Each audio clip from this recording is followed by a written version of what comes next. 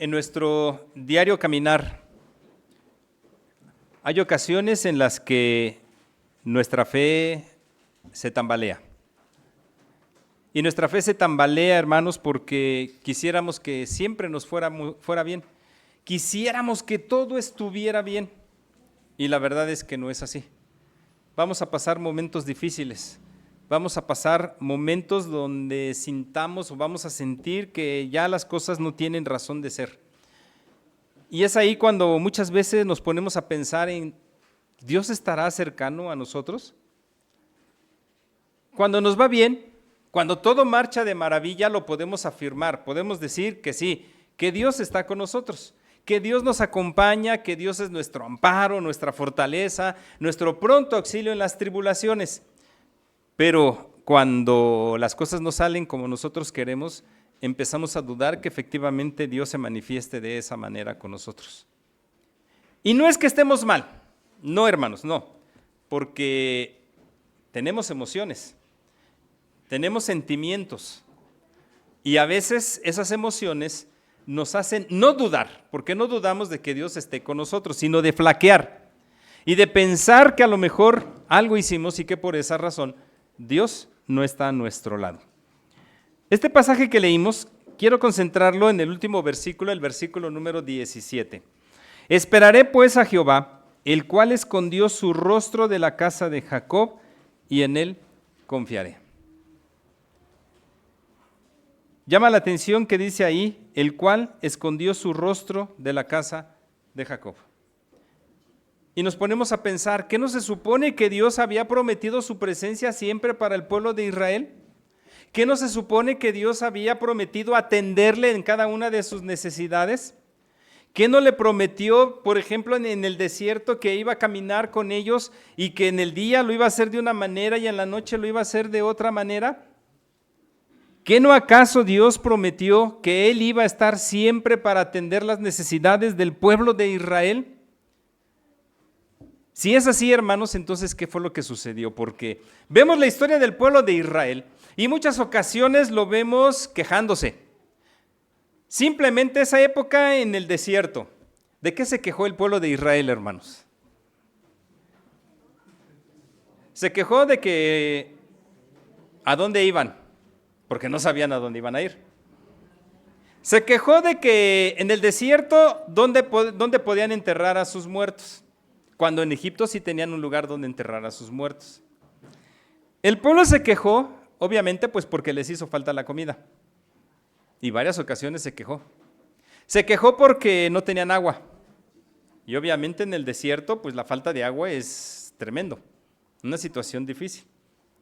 Se quejó cuando llegaron a donde estaba el mar y vieron las posibilidades que tenían de poder salir. Imagínense, hermanos, en ese momento pensar en aproximadamente 2 millones de personas que habían salido de Egipto, ¿cómo hacerle para atravesar el mar? Sobre todo cuando atrás ya venía el ejército de Faraón. Y se quejaron. Hermanos, entonces, ¿qué es lo que sucedió? ¿Qué es lo que pasó? Y hablábamos acerca de nuestra amistad con Dios. Antes de tomar la pausa por la Semana Santa, estábamos hablando de que teníamos que ser amigos de Dios. Y que nuestro deseo debería ser el ser amigos de Dios. Pero ¿qué es lo que sucede, hermanos, en este punto de la amistad con Dios? Que muchas veces, hermanos, va a haber algunos silencios de su parte. Nuevamente hago referencia a nuestra época cuando enviábamos las cartas. ¿Cuánto tardábamos en recibir la respuesta de a quien le mandábamos una carta, hermanos? Y haciendo cuentas así de lo que nos recordamos, hablábamos de 2 semanas. Una semana en lo que iba y otra semana, y eso sí contestaban rápido, porque si se tardaban en contestar, más tiempo. ¿Y qué pasaba en ese lapso de esas 2 semanas, hermanos? Cuando muchas veces no había los medios que tenemos hoy, porque hoy en día con un dispositivo móvil podemos hacer inclusive una videollamada y ver a la otra persona a la distancia, pero en aquellos entonces, ¿qué es lo que sucedía, hermanos? Había un silencio donde no teníamos noticias de lo que estaba pasando, no teníamos noticias de lo que le estaba sucediendo a la otra persona y obviamente, hermanos, no escribíamos con ellos con ellas cada 15 días. a menos que tuviéramos un interés muy particular, pero si no lo teníamos y no estábamos tan interesados, sí escribíamos de vez en cuando, pero había ese silencio, y por ese silencio significaba que la amistad se había terminado, hermanos. No, ¿verdad? Hoy en día los jóvenes son más desesperados porque ni siquiera esperan 15 días. A veces con que no les respondan la llamada en el momento ya quisieran, no sé, irse, a lo mejor meterse por el aparato y teletransportarse a donde está la otra persona. ¿Por qué? Porque no nos gustan esos silencios, no nos gustan esas pausas. Pero esas pausas nos sirven para fortalecer y servían para fortalecer nuestra amistad con la otra persona. Y empezábamos a pensar qué le estaría pasando, cómo estaría bien, no estaría bien. O sea, empezábamos a cavilar un montón de situaciones, un montón de posibilidades. Y hermanos, ante el silencio de Dios, ¿cuál es nuestra respuesta? ¿Cuál es nuestra actitud ante ese silencio que también Él tiene? Sí, Él ha prometido estar con nosotros. Jesús lo dijo, yo voy a estar con ustedes todos los días hasta el fin del mundo. Pero, ¿nos dijo que íbamos a sentirle todo el tiempo, hermanos? Él no dijo que íbamos a sentirle todo el tiempo. Porque sucede, hermanos, y ahí es donde vienen a veces nuestras crisis de fe. A veces no sentimos la presencia de Dios a nuestro lado. Es más, muchas veces hasta sentimos que Satanás está ahí y Dios no está. ¿Por qué? Porque suceden un montón de cosas, no porque estemos hablando de fenómenos paranormales, no, sino de situaciones en las que no quisiéramos estar involucrados, como peleas, discusiones, y nos va mal y un montón de cosas. Y a veces decimos, ¿y dónde está el Señor? En este pasaje que leímos, el Señor toca la situación de varias naciones. Inclusive, toma como ejemplo su vida personal. Me dijo Jehová, toma una tabla grande y escribe en ella con caracteres legibles tocante a Maher Salal Hasbaz. Un nombre bien raro, ¿no? Dicen que es el nombre más largo de toda la Biblia. Maher Salal Hasbaz. ¿Qué significa? El despojo se apresura o la presa se precipita.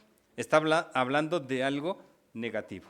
Y recuerden, hermanos, que en el pueblo de Israel los nombres son importantes y tienen que ver con alguna situación en particular. Junté conmigo por testigos fieles al sacerdote Urías y a Zacarías, hijo de Jeberequías.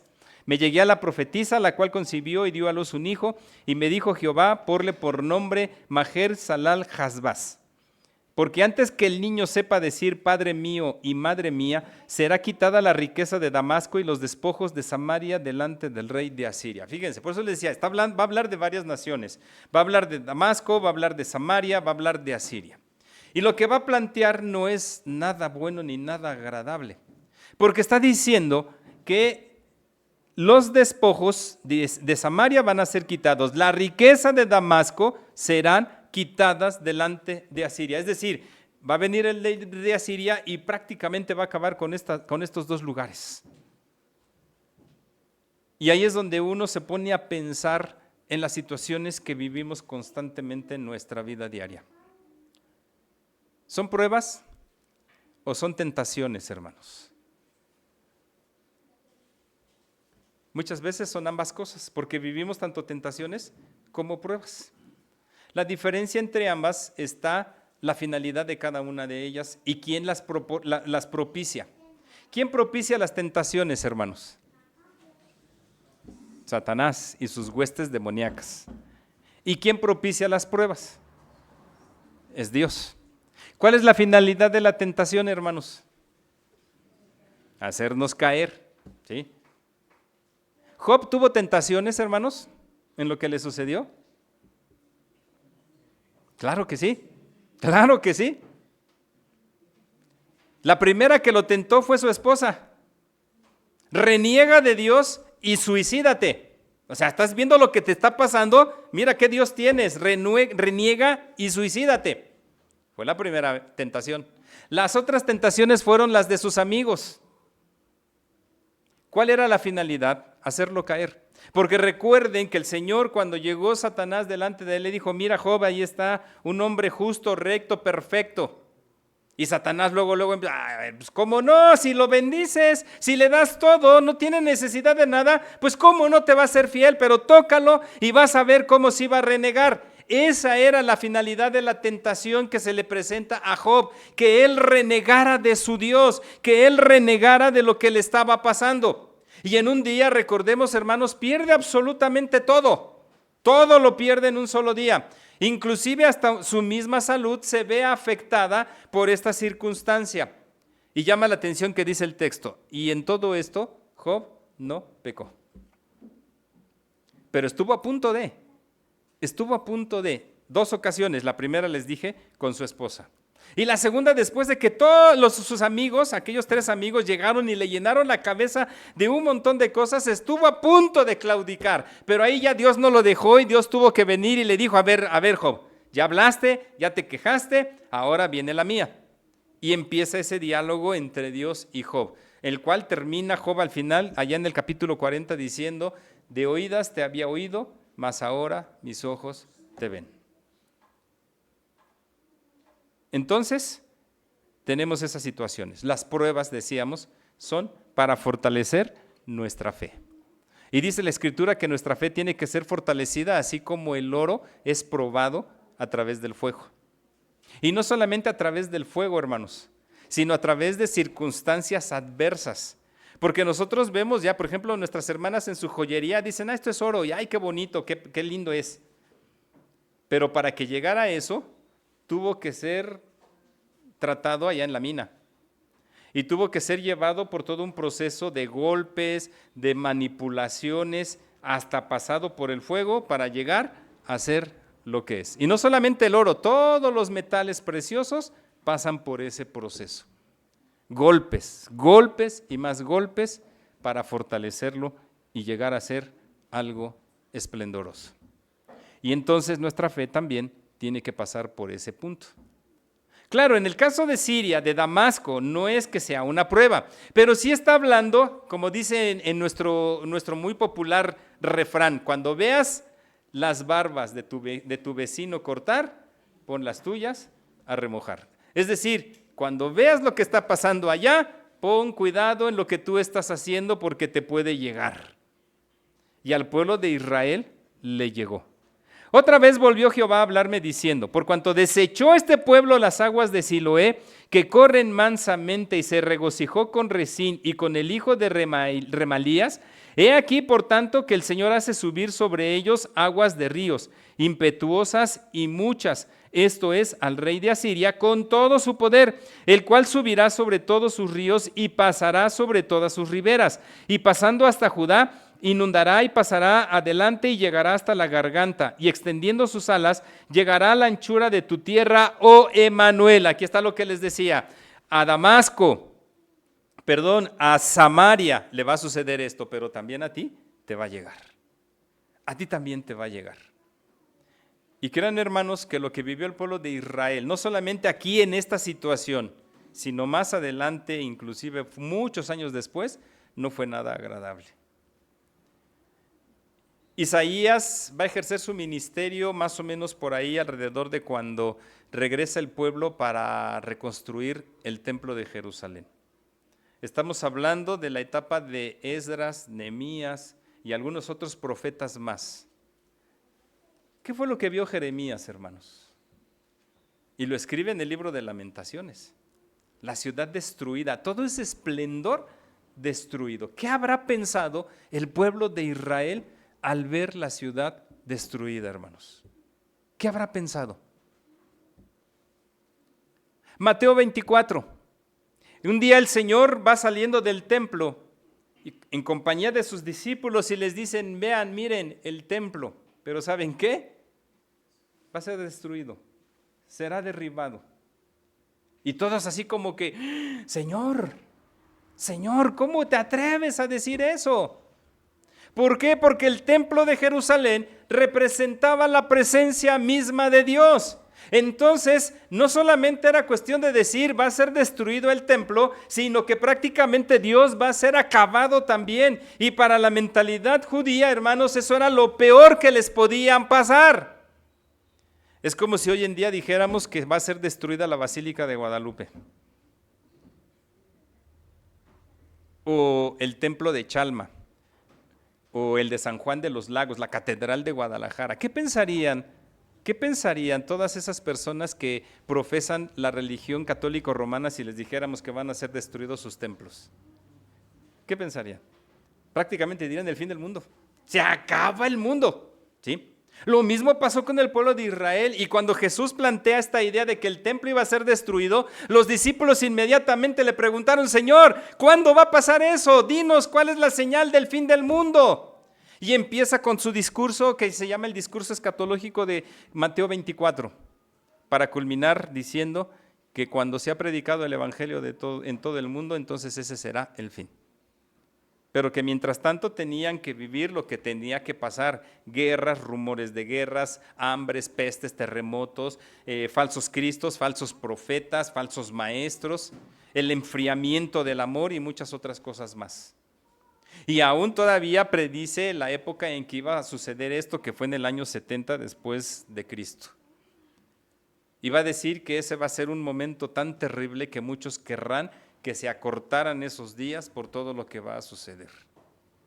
Y efectivamente, hermanos, la última destrucción del templo de Jerusalén fue algo terrible. Entonces, ¿qué es lo que está sucediendo con Dios? ¿O Dios es un mentiroso? ¿O Dios está llevando a su pueblo por donde quiere llevarlo? La Escritura dice que nuestros pensamientos no son los pensamientos de Dios. Y hermanos, si Él nos quiere llevar aún por la desgracia, lo tenemos que vivir. Y tenemos que asumir lo que Isaías dijo en el versículo 17. Por eso les decía, todo está concentrado en el versículo 17. Esperaré pues a Jehová, el cual escondió su rostro de la casa de Jehová, y en él confiaré. Recordemos a David. ¿Se acuerdan cómo describe la Biblia a David? Un hombre conforme al corazón de Dios. Y David se quejó mucho, hermanos. David se quejó mucho. Se quejó mucho de sentir que Dios no estaba con él. ¿Hasta cuándo, Señor? ¿Hasta cuándo me escucharás? Señor, mira, estoy solo, no tengo a nadie, estoy afligido. ¿Por qué? Porque era lo que estaba experimentando en ese momento, estaba sintiendo que estaba solo. Culminando con las palabras del Salmo 22, Dios mío, ¿por qué me has desamparado? Que son las palabras que el Señor Jesús iba a decir más adelante. Yo les pregunto, hermanos, ¿en su vida han sentido alguna vez que Dios no está con ustedes? ¿Han sentido que Dios les ha dado la espalda? Si lo han sentido, hermanos, no piensen que están mal, no están mal. ¿Por qué? Porque a veces lo que sucede en nuestra vida y por nuestras emociones y sentimientos, llegamos a pensar cosas que no estén bien, sino que no son las correctas. Porque nuestra mentalidad debe ser lo que dice aquí Isaías. Número 1, esperar en el Señor.